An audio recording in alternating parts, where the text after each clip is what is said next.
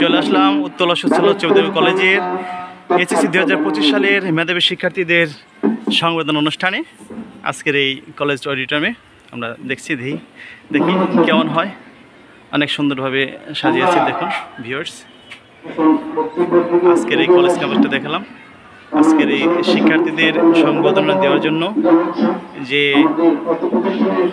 সাজসজ্জা, সেই সাজসজ্জার অংশ দেখাচ্ছে ভিউয়ার্স, আপনারা দেখে থাকবেন। সারাটা ক্লাসই এইভাবে সাজানো হয়েছে।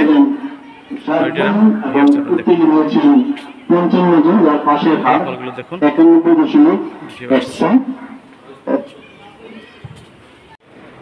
তারা যে দায়িত্ব অনুভূতি, তারা যে মনোযোগ, তারা যে সময় এবং শ্রম ব্যয় করেছে, আর যারা জিপিএ পায় নাই, মেধার দিক থেকে বড় ধরনের কোনো ব্যবস্থা ছিল না, সেই ধরনের প্রস্তুতি তৎপরতা তাদের মধ্যে ছিল।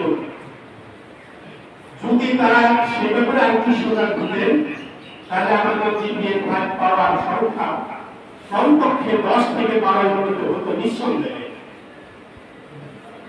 এই যে জিপিএ পাওয়া, আমরা এই অনুষ্ঠানটা সর্বপ্রথম আমার যতটুকু মনে পড়ে অফিসিয়ালি আনুষ্ঠানিকভাবে আমরা এই বছরই প্রথম করতে পেরেছি।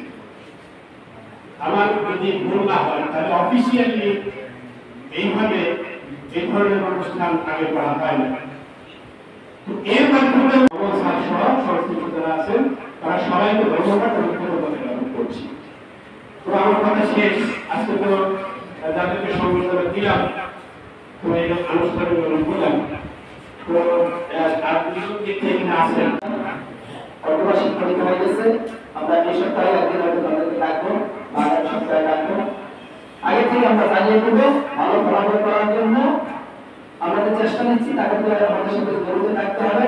তারা যদি জড়িত থাকে এবং আমরা যদি সঠিকভাবে নির্বাচনী পরীক্ষা বাছাই করতে পারি, অবশ্যই আমাদের আগের প্রশ্নগুলো ভালো হবে। এর চিন্তা অবশ্যই অবশ্যই ভালো হবে।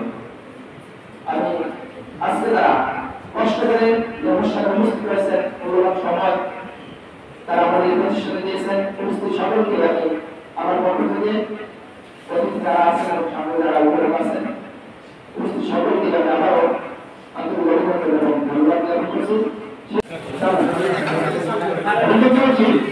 এ প্লাস প্রাপ্ত শিক্ষার্থীর সংবর্ধনা।